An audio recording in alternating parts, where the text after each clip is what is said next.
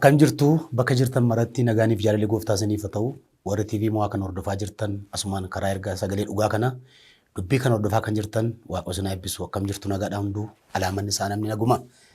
Arras jaalala isaa taanaan Waaqayyoo yeroo bareedaa akkasii deebisee nuu kenneera.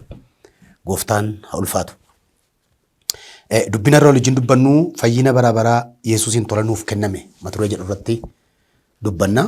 Fayyina bara baraa Yesuusiin tola nuuf kenname waan jedhu ilaalla. Waaqayyo sagalee kan akka nuuf eebbisu xiqqoo kadhanna. Yaa Waaqayyo si galateeffannaa gaarummaa keef jaalala kee hundumaaf Waaqaaf lafa irratti galanni guutuun siif haa ta'u. Har'as kunoo sabni kee dhufne irraa yaa Waaqayyo dubbii kee nuuf erge. Waa'ee fayyina bara baraa jireenya bara baraa akka hubannuuf gurra qalbii keenyaa bani. Hamma dhuma sagantaa keenyaatti nu wajjin ta'ii maqaa Yesuusiin ameen. Namni waan baay'ee irraa fayyuu danda'a garuu amma fayyina bara baraa wanti ga'u hin jiru. Namni waan baay'ee irraa fayyuu danda'a, dhukkufatee fayyuu danda'a, rakkinarraa fayyuu danda'a, hiyyummarraa fayyuu danda'a. Fayyinni amma jireenya bara baraa ga'u garuu hin jiru. Fayyinni kunis Yesuus Kiristoositti amanuudhaan du'a bara baraa irraa gara jireenya bara baraatti darbuudha. Fayyina bara baraa jechuun du'a bara baraa keessaa gara jireenya bara baraatti dhufuu jechuudha. Jireenya bara baraa yookaan fayyinni bara baraa jechuun akkasi. Fayyinni kun maaliif dhala namaa barbaachise waan jedhu ilaalla. Fayyinni kuni du'a bara baraatii ba'uun maaliif dhala namaa barbaachise nama attamitti du'a bara baraa seene waan jedhu ilaalla. Mee Roomaa boqonnaa 5 lakkoofsa 12 keessi ni dubbisa akkas jedha.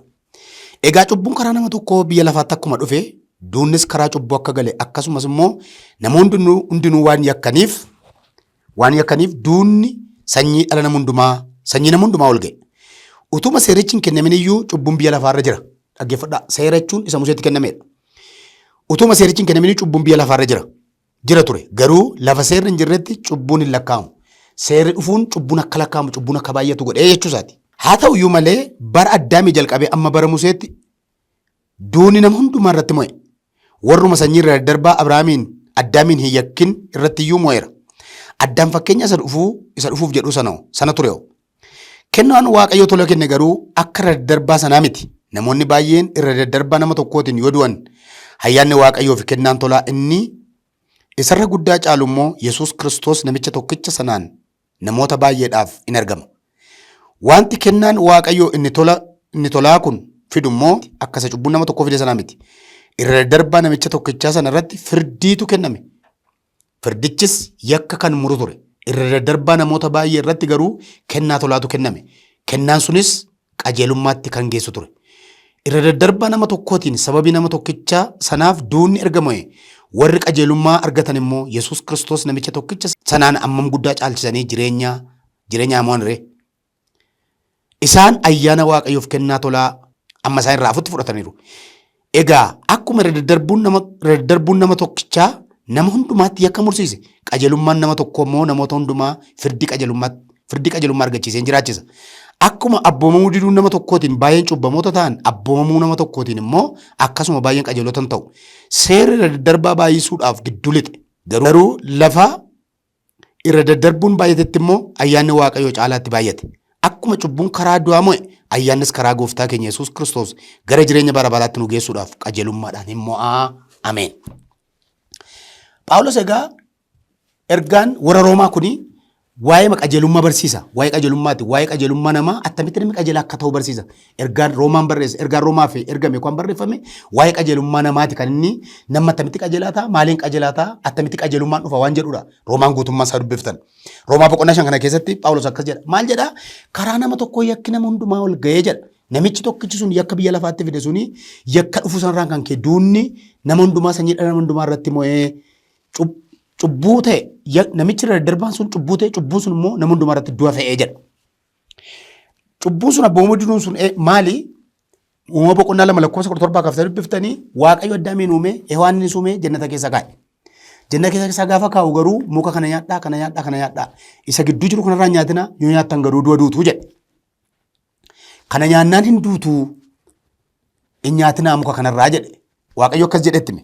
Haa ta'u malee isa Waaqayyo jedhe kana eeguu hin dandeenya. Uumama boqonnaa 3 irraa lakkoofsa 1 akkuma dubbiftan yeroo baay'ee akkuma haasa'amu ittiin uumaa walitti qaqqabachuudhaan namoota kan biraa isaan tokko nu godhe boofota akka nu godhe dubartoota akka nu godhe isa jedhamu sanatu hin taane Addaamis fuudhee nyaate Hewaanis nyaachuudhaan isa Waaqayyo abboome sana cabsan.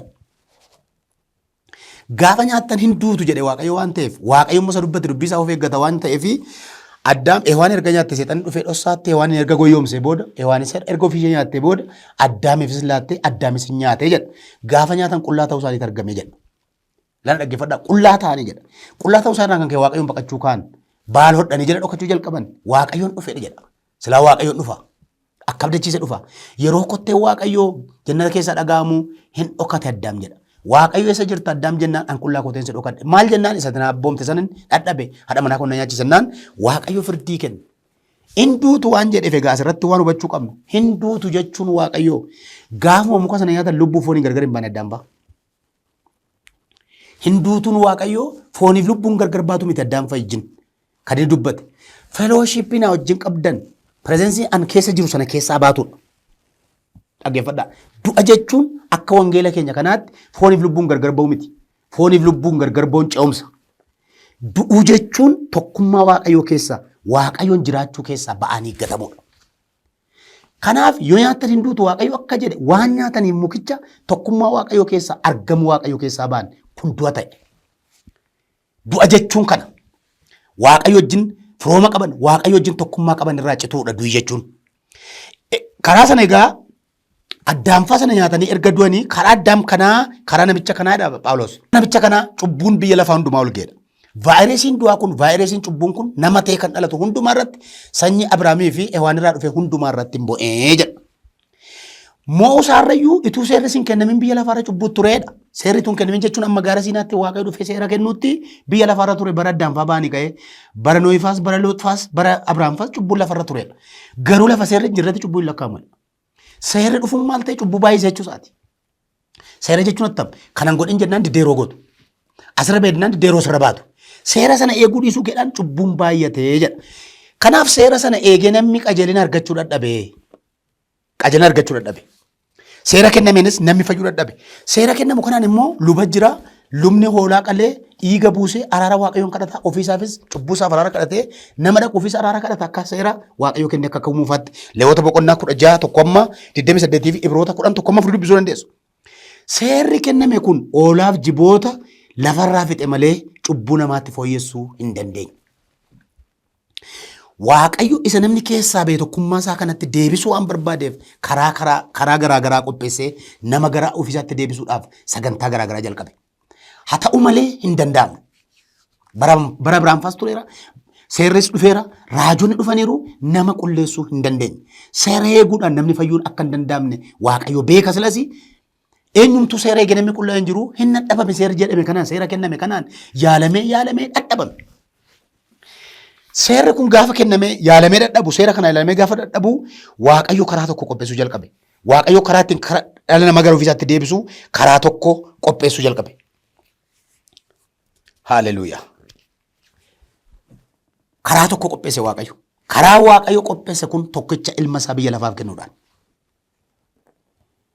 Ilma isaa kanatti nama nu jireenya bara baraa akka qabaatuuf karaa garaagaraa erga yaalamee booda ajandaan tokko sagantaan tokko hafe Waaqayyo ilma isaatu nama ta'ee dhufu murtaa'e.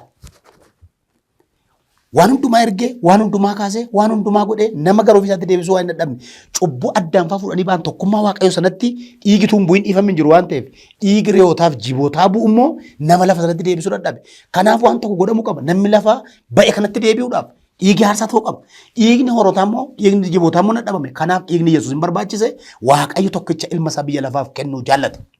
Wangeela Yohaannis boqonnaa 3 dhiifama boqonnaa 3 16 amma 16 amma 18 ni dubbisa. Lakkas jedha.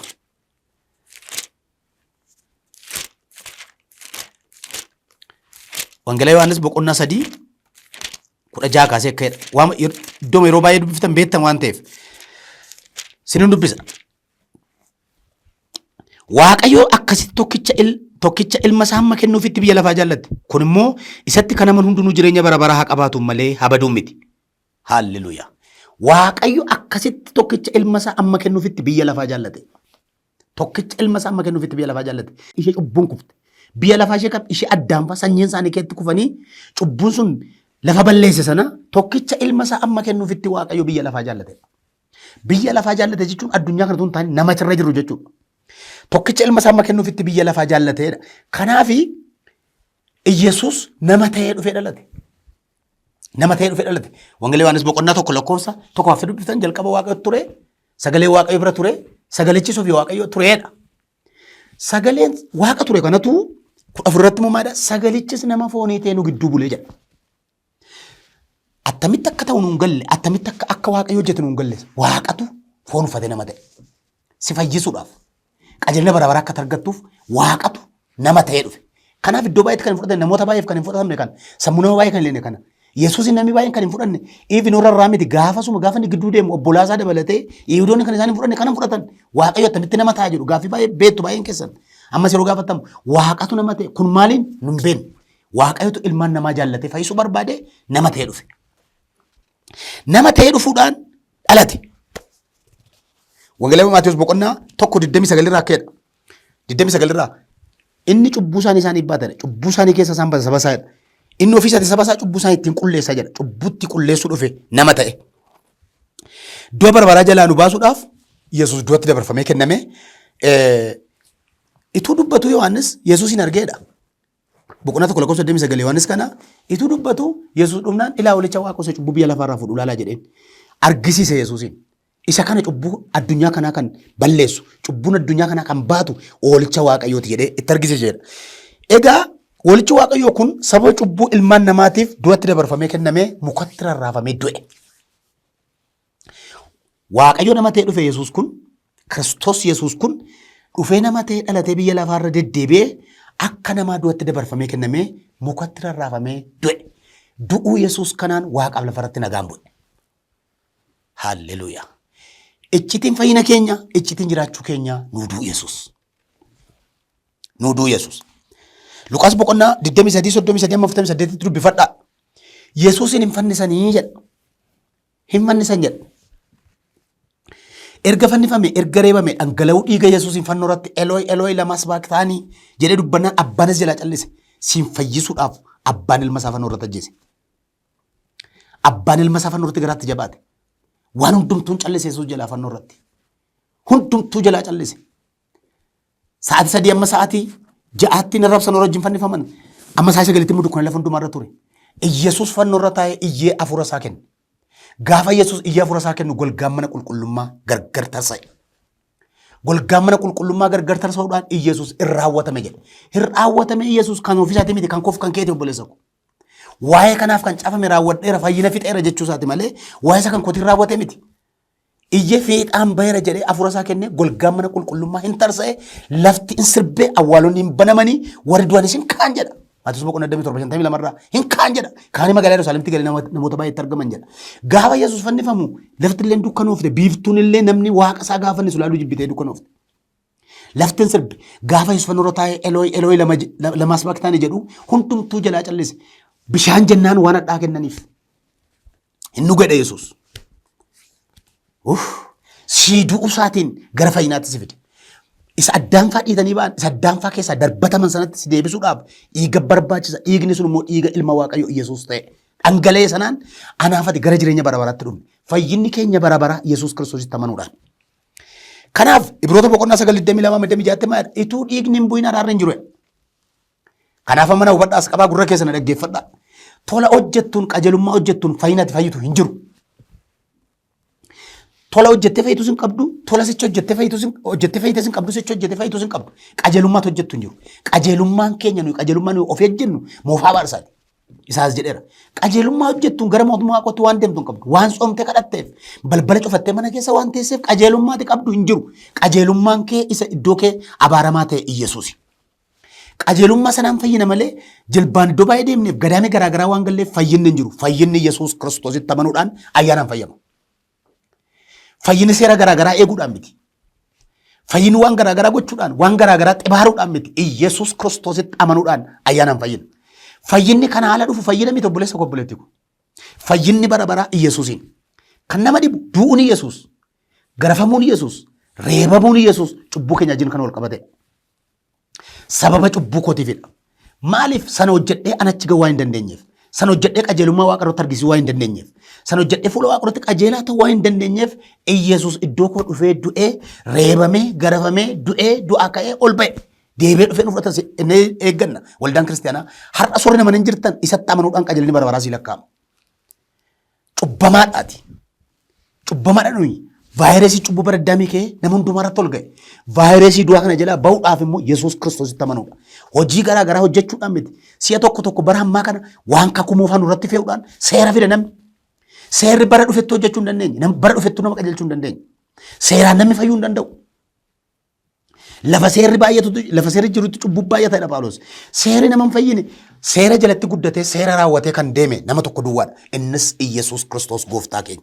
Seera inni raawwate sanaan immoo anaaf siif fayyinni dhufe balballi araaraa saaqame. Nageenyi nuu bu'e waaqaaf lafarratti nagaan bu'e. Har'a sirgaan sii qaba dhaggeeffadhu. Hojii kamiin waan itti boontu qabdu. Tajaajila kamiin waan boontu hin qabdu. Fayyuudhaaf waan ati gootu kan biraan hin jiru biyya lafaarratti. Kaalkuleeshinii ati hojjettee ittiin fayyitu hin jiru. Karaan ittiin fayyan Iyyasuus Kiristoositti amanuu duwwaadha. Tola sanaan amananii fayyu. Kanaaf har'a warri Iyyasuus Kiristoositti amantan fayyitaniitu. Qajeeloodha san. Fuula waaqa irratti qulqulluudha san. Cubbuu kamuu yoo qabaatte cubbuu keef jedhee du'e waan ta'eef dhiiga isaanii qulqulleessuuf amanamaadha waan ta'eef ati fayyiteetta. Fayyinni kee bara bara ganaa waan eegamu hin jiru. Ganaa waan hedduun qabdu. Waan nama gadhiisu bara kana keessa namni waldaa keessa taa'ee fayyiteettaa jedhame waaqa beeka jedha. Mootummaa waaqa godhattaa jedhame waaqa beeka jedha. Hin beeku akka gale fayyinni keenya nu galle waan ta'eef nu burjaajessan waan baay'eedhaan. Iyyasuus gatiin isii kaffaleen fayyiteetta obboleettii koo. Du'i bara baraa sirratti aangoon qabu. Sodaachaan jedhatin mootummaa waaqayyootti galmoofteetta. Iyyasuus akka jedhe nama gara koo dhufe ani gadi baasee hin gatu. Namni natti amanu gara du'aati gara jireenyaa dhufe malee gara firdi hin dhaqu jedhee caafamee jira. Fayyuteetta Yesuusitti amanuudhaan. Fayyina keenya kana wallaaluudhaan yeroo baay'ee rakkan. Qorontos irraa boqonnaa 5:21 irraa maal jedhaa? Waaqayyo sababii keenyaaf cubbamaa isa godhe jedha. Meetii yaadi kana. Sababii keef sababa koof Yesuusin cubbamaa godhe. Amaariffi isaa immoo cubbuu godhe jedha. Yesuusin cubbuma godhe aari isaatti bee Waaqayyo. Aari addunyaarraa qabu, gadda addunyaarraa qabu, dheekkamsa addunyaarraa qabu hundumaa Yesuus irratti fixe. Dheekkamsa addunyaarraa anaaf sirraa qabu Yesuus irratti xumuroo isaarraan kan ka'e anaaf siif balbala araaraa saaqame. Anaaf siif karaan fayyinaa argame. Har'a sittan hima fayyuun kee, har'a sittan hima fayyinni kee bara baraa Yesuus. Fayyuun kan jiru ayyaanaan malee seeraan miti. Namni amantiidhaan Yesuus Kiristoositti amanee ayyaanaan fayya. Ayyaana jechuun tola Waaqayyoo dhala namaaf kan kenne jechuudha. Kennaa tolaa jechuudha. Ibroota boqonnaa 10 takkeedha. Al tokko aarsaa ta'uudhaan bara baraan mirga Waaqayyoo taa'edha. Fayyinni keenya al takkaa hojjetamee xumurame. Jireenyumti isaa fayyina nu fayyinu yookaan jireenya nu fayyinu jireenya bara baraati. Kan guyyaa guyyaa miti. Bara baraan al tokko nu fayyise. Bara baraan namni gaafa Yesuus Kiristoositti amanee ka'e yeroo Yesuus Kiristoositti amanee ka'e firdii du'aa jalaa ba'eera. Battalalissu ijaa Yesuus Kiristoositti amanee ka'e du'i bara baraa irraa ka'eera. Battala Yesuus Kiristoositti amantee kaatee obboleessa koo obboleettii koo. Maqaan kee galmee bara baraarra jira. Fayyinni bara baraa mana keessa jira. Fayyina bara baraa nama sii kenna miti. Fayyina bara baraa soomtee sagaddee argatta miti. Fayyina bara baraa jiraattee argatta miti. Fayyina bara baraa Yesuusitti amanuudhaan argatta. Si'a tokko amma arga bara keenya kana keessa miraakilii hojjechuudhaaf namni soomaaf sagada gala. Waan garaa garaa hojjechuudhaaf caakkaatti galee kadhata. Sagada kanan godhee kadhata. Sanaan kennama mitiin Kiristoositti amanuudhaan hafuurri qulqulluun akka barbaadetti kennaa waldaa kiristaanaaf raabsa malee situ fidee akka barbaadetti kanan godhee kadhattee fudhatta miti. Waaqayyoota akka barbaadetti kenna. Fayyinnis akkasuma Yesuus Kiristoositti amanuudhaan fayyita. Fayyinni kee bara baraa isatti amanuudha. Warri namanni itti amana. Yesuusitti amane karaan dhugaan jireenyi isa. Ani karaadha dhugaadha jireenya dha Yesuus. Du'aa ka'uun jireenyi ana jedhe. Isa malee fayyina kan biraa edda taanaan baddeetta. Har'atu yeroo qabdu amani. Yaada keedeeffadhu gara gooftaatti. Deebisi warri naman hin jirtan amanaa Kiristoos kanatti. Hojii kan biraa hojjechuudhaan, hojii tolaa hojjechuudhaan ati fayyitu hin jiru. Hojiin erga fayyinee hojjennu, hojiin erga Yesuusitti amane hojjennu, hojiin tolaa gonfoo nuu kennisa malee jireenya bara baraa nuu geessu. Hubadhaa. Nama waan nyaachifteef, namaaf giyyeessotaaf waan ho'iteef Kiristoositti namaniin jireenya bara baraan qabattee yaadan masfartiin yookaan ulaagaaleen ittiin mootummaa Waaqayyoodhaa kan inni jalqabaa Yesuus Kiristoositti amanuudhaaf amanuu duwwaa. Hojiin ati gaarummaatti isa booda hojjettu immoo qajeelina keetti inni immoo yoo sirriitti hojjettee gonfoo sii kennisiisa. Efesoon boqonnaa 2:1 ni dubbisa. Akkas jedha. Efesoon boqonnaa 2. Isin kanaan dura darbaa keessanii fi cubbuu keessaniin karaa fuuraa duutanii turtan. Yeroo sanatti isin toora biyya lafaa kana duukaa buutanii deddeebi'aa haboo qilleensa keessa jiru irratti isa gooftummaa qabuuf abboomaa turtan. Afuricha hamaan amma namoota Waaqayyoof hin abboomamne gidduutti hojjechaa jira. Arrayyuu warra Waaqayyoo namanne gidduutti hojjechaa jira. Nu hundumti keenya Hawwa foon keenyaa duukaa buunee akka fedha namummaa keenyaa fi yaada keenyaatti warra akkasii gidduu jiraanneerra. Kanarraa kan keessa akkuma warra kaanii dhalootaan dheekkamsa Waaqayyoo jala gallee turre. Araarri Waaqayyoo garuu baay'ee waan ta'eef jaalala isaa isa guddaa sanaan nu jaallate. Haaleluyyaa. Jaalala isaa isa guddaa sanaan nu jaallate. Araarri Waaqayyoo baay'ee waan ta'eef. Nuyi irra darbaa keenyaan karaa hafuuraa do'oo taanee utuma jirru inni warra Kiristoosii wajjin jiraatan nu godhate. Isin ayyaana Waaqayyootiin fayyifamtan. Wadha ayyaana Waaqayyootiin fayyifamtan. Tola ayyaana Waaqayyootiin fayyifamtan malee hojii hojjetanii miti. Karaa Kiristoos Yesuus isumaa wajjin du'aa nu kaase. Isumaa wajjin bantii Waaqaa keessatti iddoo nuuf kennee nu teessise. Inni arjummaa karaa Kiristoos Yesuus nuuf godhe sanaan bara dhufu hundumaattuu baay'ina ayyaana isaatti isa hammas hin jedhamne argisuudhaaf kana godhe. Isin ayyaana Waaqayyootiin karaa amantii fayyifamtan. Hubadhaa ayyaana Waaqayyootiin karaa amantii fayyifamtan jechuun isa isinii kenname Yesuus Kiristoos kanatti amanuudhaan ayyaanaan yookaan tola fayyitan jedha. Gochaa ofii keessanii miti. Laa hubadhaa inni immoo kennaa Waaqayyooti malee gochaa ofii keessanii miti. Maal jechuudha? Ofii keenya hojjettee fayyuu hin dandeessu. Na dhaga'ina manana.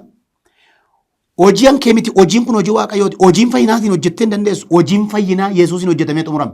Ati immoo hojii si hojjetamee xumurame sana fannoo irratti qullasa si fannifame Yesuus sun gooftaa kooti naaf du'e du'aa naa ka'e ol deebee naa dhufa inni saba cubbuu kootee fannifame jettee gaafa amantu firdiin du'aa sirraa kaa fayyinni bara baraa si laatama.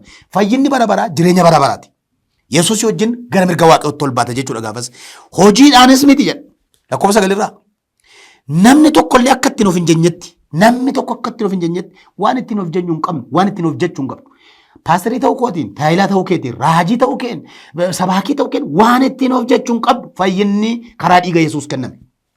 Hojiidhaan miti hojii kee miti ayyaanni sii kennamu. Waan ati baay'ee jiraatteef waan ati baay'ee tajaajilteef waan ati baay'ee deddeebbateef waan ati baay'ee of eeggattuuf utuu hin taane Waaqayyo akkasumatti tola ayyaana isaan si jaallate.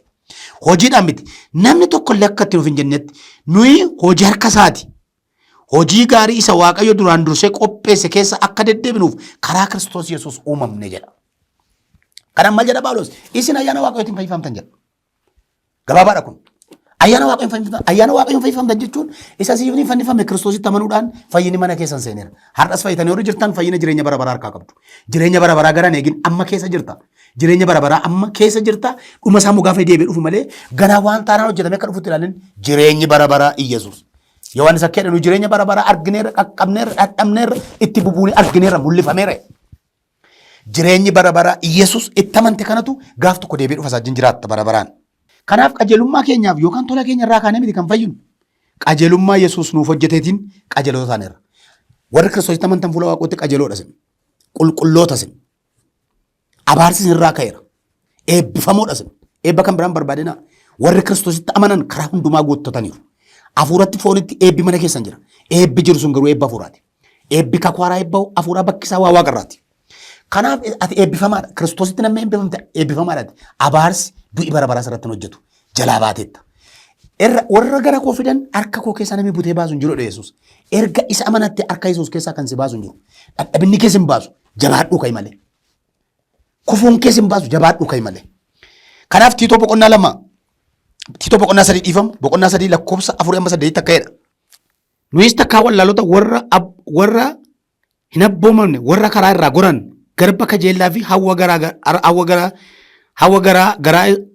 foon gammachiisu warra guyyoota keenya keessa hamminaa fi inaaffaadhaan dabarsine namoota biratti jibbamne walii keenyas jibbaa turreedha. Garuu jedha afurraa gaarummaaf jaalalli Waaqayyoo fayyisaan keenya ittiin nama jaallate yeroo isaatti mul'ate. Waaqayyo hojii nuyi qajeelummaadhaan hojjenneef utuu hin ta'in akka araara isaatti dhiqannaa lammaffaa dhalachuutiin haaressuu hafuura qulqulluutiin nu fayyise. Haaleluyyaa. Haaressuu hafuura qulqulluutiin akka jaalala isaatti Waaqayyo nu fayyise malee gocha ofii keenyaa miti jedha. Galaatiyaa boqonnaa 2 lakkoofsa 21 irraa jedha. Namni qajeelummaatti lakkaa'amu seeraan utuu ta'e Yesuus akkasumaan du'e ka jedha. Seeraan utuu ta'e namni qajeelummaan isaa kan lakkaa'amu utuu seeraan ta'e Yesuus akkasumatti du'e ka Yesuus du'uun qajeelinni seera eeguudha erga dhufate Yesuus du'uun akkasuma kan warri seera inni fayyinatti dhaggeeffadha.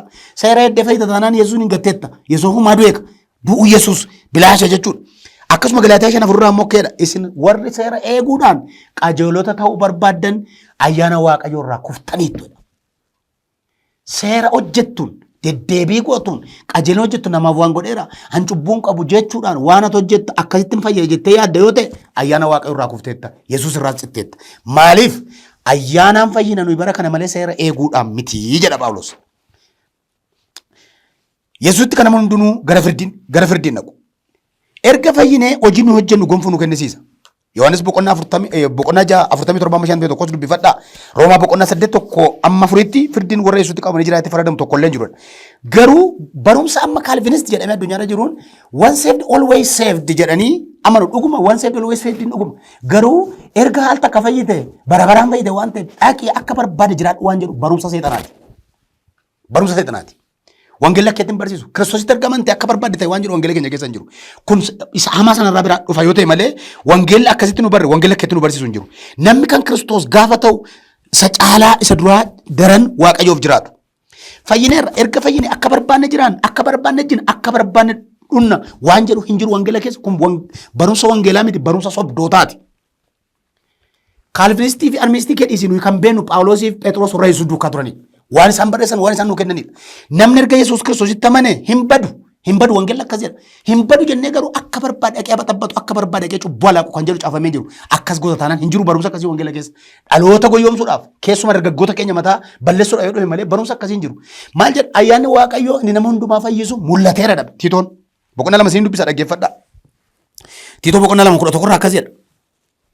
Waaqayyo ayyaana isaa sana hundumaaf fayyina kennu mul'iseera. Ayyaanni Waaqayyoo kunis jedha nuyi Waaqayyo malee jiraachuu gaafa fayyinu. Ayyaanni Waaqayyoo dhufe kun kajeellaa biyya lafaa isa hamaas gannee malee kajeellaa biyya lafaa duukaa buunee jedha miti.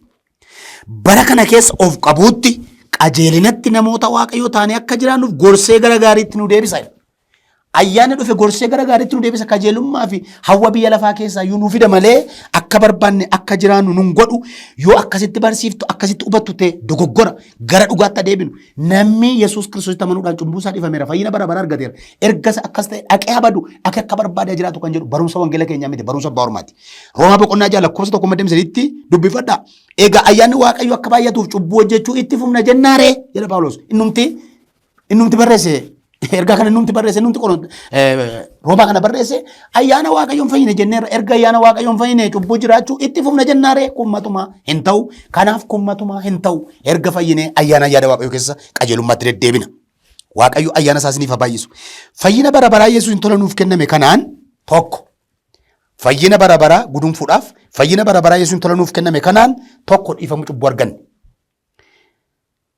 Lama akka Kiristoos mucaa Waaqayyoo taane. Sadii mootummaa Waaqayyoodhaan afuriif dhumaa firdii du'a bara baraa jalaa baane. Waaqayyo guddaa isin haa eebbisu. Jireenyi keessan barri keessan haa eebbifamu.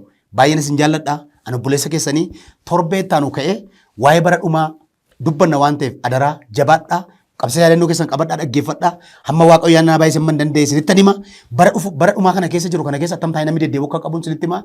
Akkasuma immoo waan ittiin hojjennullee wanti kana jennu miidiyaa kana irratti waan ittiin hojjennu hundumtuu nama tolatti fideetti sila sana waan qabu abbaan gargaaruu barbaadan immoo dhufuu dandeessu Waaqayyo jireenya keessan bara keessan eebbisu nagaatti naa jiraadha.